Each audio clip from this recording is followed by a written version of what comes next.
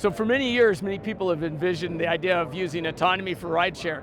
Well, Shalin, it looks like that's what you guys are doing here. Why don't you tell us a little bit about what we're seeing in the background? Maybe we could take a tour of it as we walk through this. Sure. Thank you, Ken. So what you're seeing on the screen right now is our vehicle, first prototype. Our company is called PLIYT. The name PLIYT stands for Personalized Luxury in Your Travels. And we are bringing the element of privacy back onto the ride-sharing space. And as you mentioned, like ride sharing has been there for many years, but it has always been underused because of the concerns of privacy, safety, and security. And if you look at the statistics, only 10-15% of the rides are taken on a shared basis. And the reason mainly behind that is people don't want to share their personal space for privacy, safety, or security concerns, right? And what we are doing with our design, if you come to the other side, I can show you the vehicle. So you can see our vehicle is completely designed with fully isolated compartments. So each and every compartment, we call it as a port, is a privacy port where you will have complete security, safety, and privacy with all the noise cancellation on your own space. So when you travel on one of the ports, you won't even know like who is traveling, who is sharing the space on the other side. So yeah, so by doing that, what we are efficiently doing is we are proposing a solution for, so many cities are fighting with traffic congestion, as we know, right? Because there is more vehicles on the road. People travel as a solo passenger. And this vehicle exactly is designed in a way that we give an option which is like 40% cheaper than any other mobility solutions we have, with all the privacy and luxury element in it. And if you see our cabins, it is nothing short of a first-class compartment in it. Oh yeah, it's wonderful, and it looks like you can do your work while you're traveling. Yeah, exactly. And as I mentioned, like we are able to do some crazy stuff which other companies cannot do. Starting with like taking the leverage of our design itself. So basically, what I mean is, so you have 4 completely independent compartments, which means like our one vehicle on the road is going to act like 4 independent vehicles.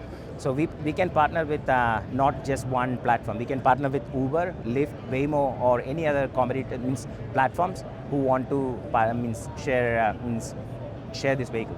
So basically, like one of these customers could be boarded from Uber, and the one other ports could be the customer from Lyft, and the other port could be from other provider.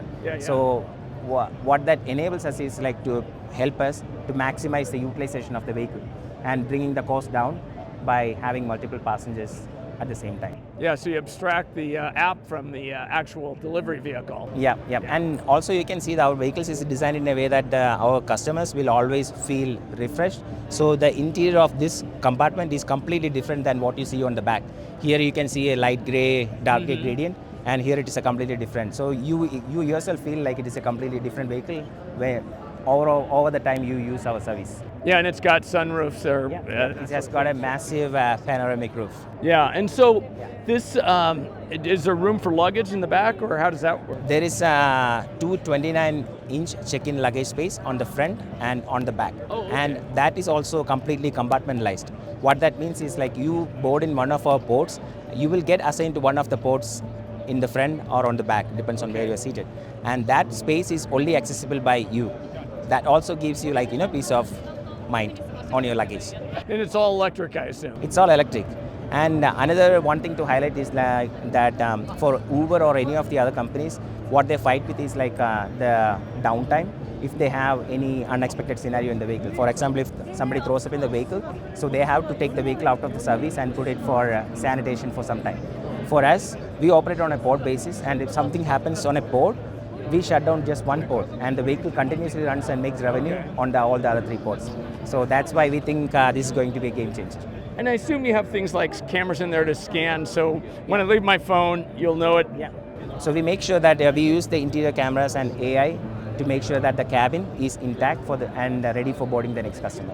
And I assume you were thinking about cleaning and that sort of thing post. Yep. We do have a cleaning plan on certain rides, and depends on like how the standard setting changes on the interior, so that our AI can detect, and if it needs cleaning, that will be called out, or we will shut down that port until the vehicle go to the depot for the next time.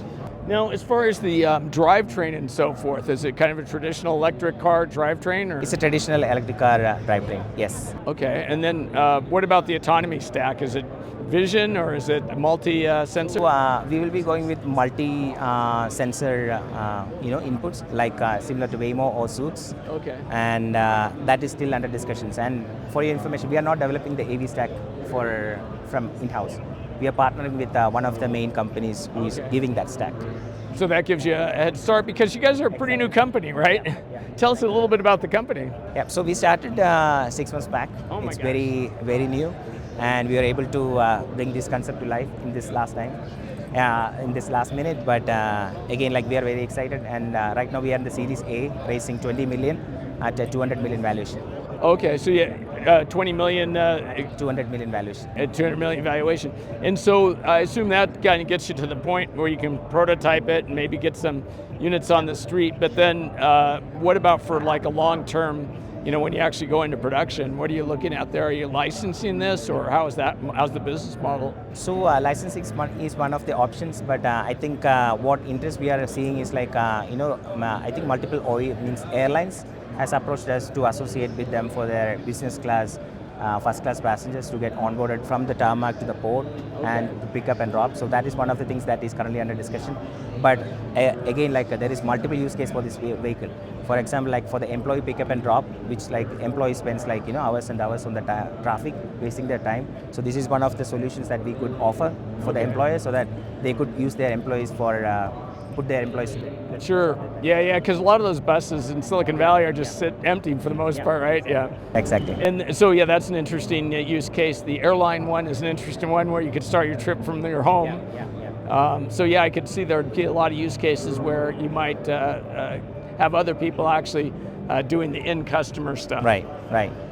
And then in that scenario, do you see yourselves as a service and not really even selling the vehicle? So at that point, we would be looking at leasing a fleet and then operating on their behalf.